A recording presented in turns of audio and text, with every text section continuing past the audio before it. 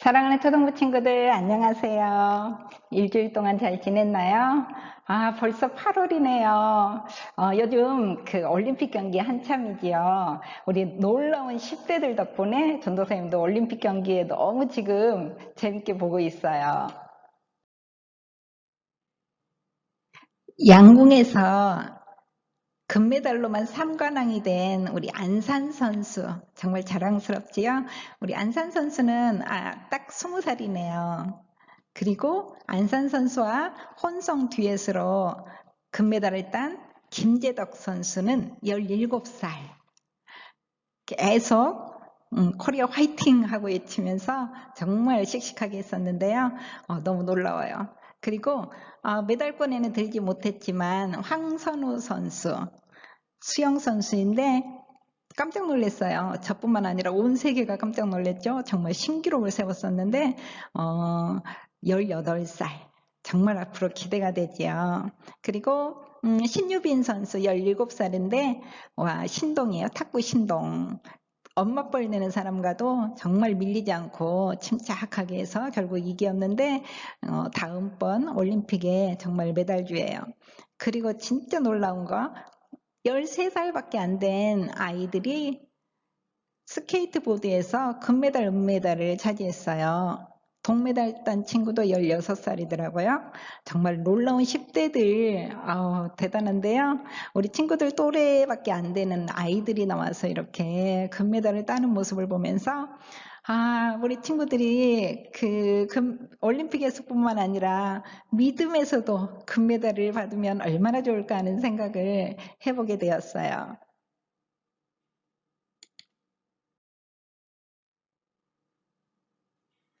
이제 오늘 말씀은 다른 세대가 아닌 다음 세대인데요. 딱 한 글자 차이인 다른 세대와 다음 세대가 어떤 차이가 있는지 우리 말씀 속으로, 본문 속으로 들어가 볼까요? 오늘 본문은 사사기 2장 8절에서 15절 말씀입니다. 여호와의 종 눈의 아들 여호수아가 110세의 죽음에 무리가 그의 기업의 경내 에브라임 산지 가스산 북쪽 딥낫 헤레스의 장사였고 그 세대의 사람도 다 그 조상들에게 돌아갔고 그 후에 일어난 다른 세대는 여호와를 알지 못하며 여호와께서 이스라엘을 위하여 행하신 일도 알지 못하였더라.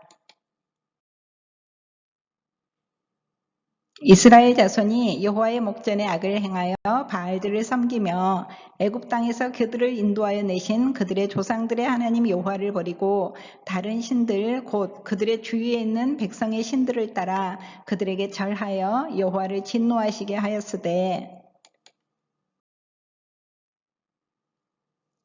그들이 어디로 가든지 여호와의 손이 그들에게 재앙을 내리시니 곧 여호와께서 말씀하신 것과 같고 여호와께서 그들에게 맹세하신 것과 같아서 그들의 괴로움이 심하였더라. 아멘.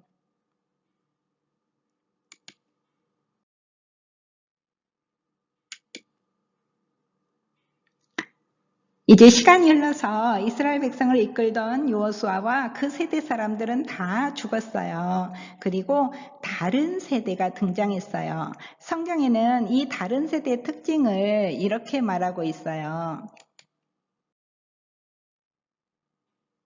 여호와를 알지 못하며 여호와께서 이스라엘을 위하여 행하신 일도 알지 못하였더라.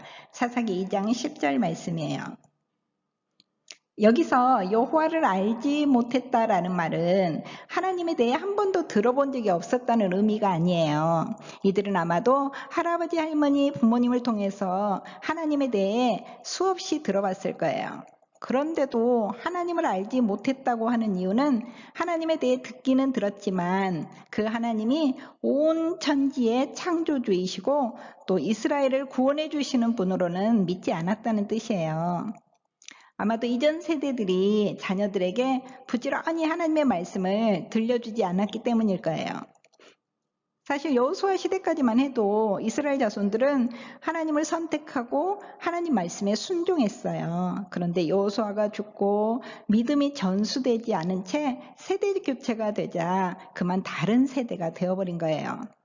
하나님을 멀리하고 가나안 사람들이 섬기는 바알과 아스다로스를 섬기는 그런 세대가 되어버린 거예요. 하나님께서는 이스라엘 백성이 이방 신들을 섬기지 못하도록 가나안 땅에 거주하고 있는 이방 민족들을 다 쫓아내라고 말씀하셨어요. 그러나 이스라엘은 가나안 땅에서 이방 민족을 다 쫓아내지는 못했어요. 그래서 결국 하나님이 걱정하셨던 대로, 예고하셨던 대로 이방 민족들이 섬기는 우상들을 섬기게 된 거예요. 우리가 주일마다 교회에 출석은 하지만 힘써 하나님을 알려고 애쓰지 않으면 어느 순간에 우리는 이스라엘의 다른 세대처럼 되고 말아요. 하나님을 알기는 알지만 하나님이 어떤 분이신지, 우리를 위해서 어떻게 해주시는 분인지 우리가 부지런히 말씀을 듣고 하나님을 알려고 노력하는 세대가 되어야겠어요. 우상을 숭배하는 이스라엘 백성을 향해 하나님께서는 결국 징계하시고 심판하셨어요.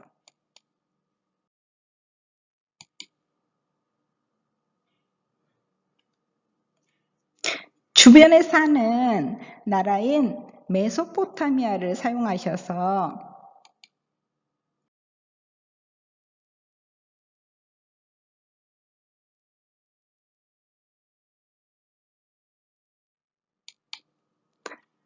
전쟁에서 패배하게 만드시고 그들의 노예가 되어 끌려가게 하셨어요. 뿐만 아니라 그들이 어디로 가든지 하나님이 함께 가셔서 그들에게 재앙을 내리시고 그들의 괴로움을 더 심하게 하셨어요. 통곡 소리가 온 천지에 울려 퍼졌어요. 그제서야 이스라엘 백성들은 회개하며 구원해 달라고 하나님께 기도하기 시작했어요.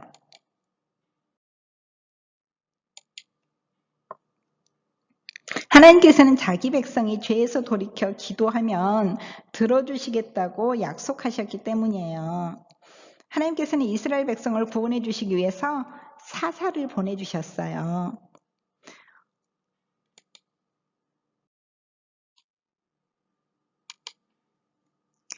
온니엘이라는 사사인데요. 우리가 지난주에 배웠던 갈렙의 조카예요. 하나님께서는 메소포타미아 왕 구산 리사다임을 이스라엘 백성을 8년 동안 괴롭히는 그런 왕으로 삼으셨어요. 그래서 이스라엘 백성을 노예로 삼아서 얼마나 고통을 주었는지 백성들이 밤새 울부짖었다고 성경에 나와 있어요. 하나님께서는 메소포타미아 왕 구산 리사다임을 통해서 그렇게 백성들을 괴롭히다가 이제 백성들이 살려달라고 기도하니까 온니엘을 보내셔서 그를 온니엘의 손에 붙이셨어요. 온니엘이 전쟁에서 승리했어요. 드디어 백성들은 노예에서 풀려났어요. 고생 끝. 이제 행복 시작이에요. 하나님을 알지 못했던 다른 세대는 이렇게 죽도록 고생하고 나서야 소중한 깨달음을 얻게 되었어요. 우상을 숭배하는 것은 하나님께 죄를 짓는 것이고 바로 죽음이구나. 그래도 하나님께서는 우리의 기도를 들으시고 우리를 불쌍히 여기시고 구해주시는구나. 다른 세대였던 이스라엘 백성은 하나님에 대해 알게 되고 잊지 못할 교훈을 얻게 되었어요. 이스라엘 백성들은 그러면 그 후로는 이제 하나님만 섬기며 우상 숭배하는 죄를 저지르지 않았을까요? 다음 주에 우리가 사사기 2번째 시간이 이어지는데요.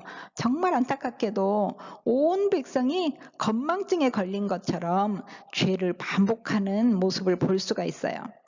하나님께서는 이스라엘 백성을 너무나 잘 알고 계셨어요. 그래서 모세가 죽기 전에 하나님께서는 모세를 통해서 이스라엘 백성에게 신신당부하셨어요. 약속의 땅인 가나안에 들어가서 하나님께서 주신 율례와 법도를 잘 지켜 행하면 복을 받을 것이고 그렇지 않으면 저주를 받을 것이라고 하셨어요. 그리고 모세에게 여호와의 율법을 전해주셨어요.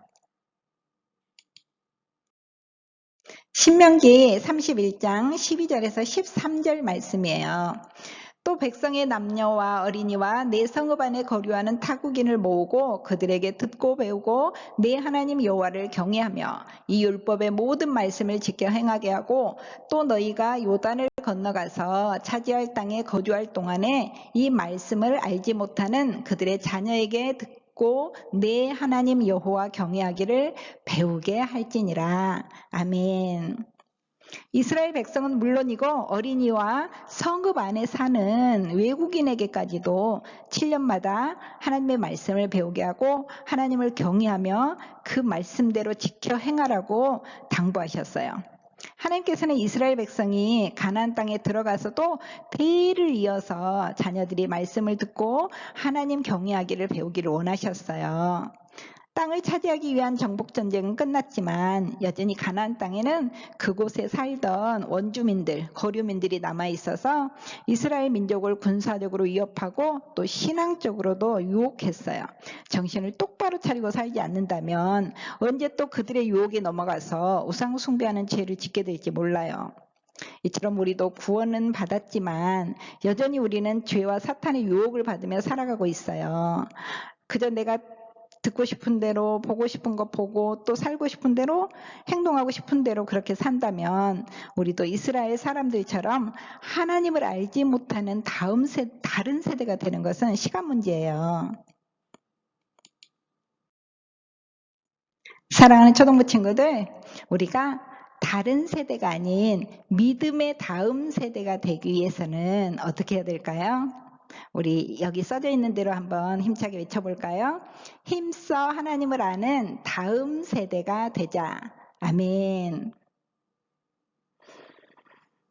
코로나가 계속된다는 핑계로 만약에 예배드리지 않고 하나님 말씀을 멀리하는 습관이 몸에 배어버린다면 어떻게 될까요?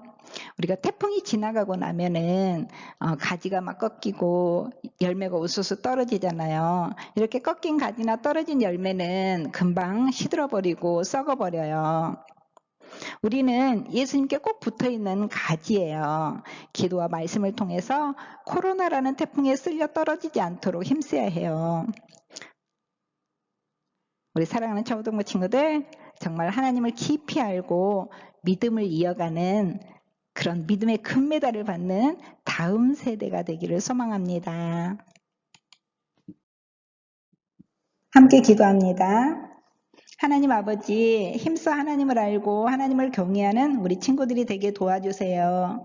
코로나임에도 불구하고 온라인으로 예배하며 집에서 성경을 연구하며 읽고 암송하여 믿음의 근육을 키우는 우리 친구들이 다 되게 도와주세요. 예수님 이름으로 기도합니다. 아멘.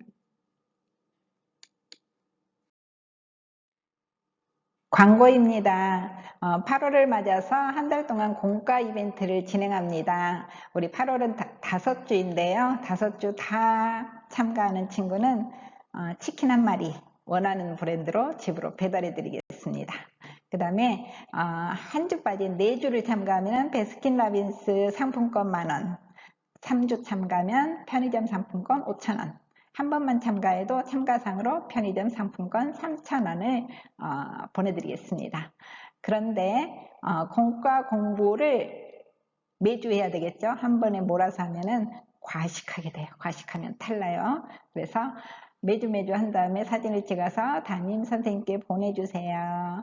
그러면 다음 주에 또 만나요. 안녕.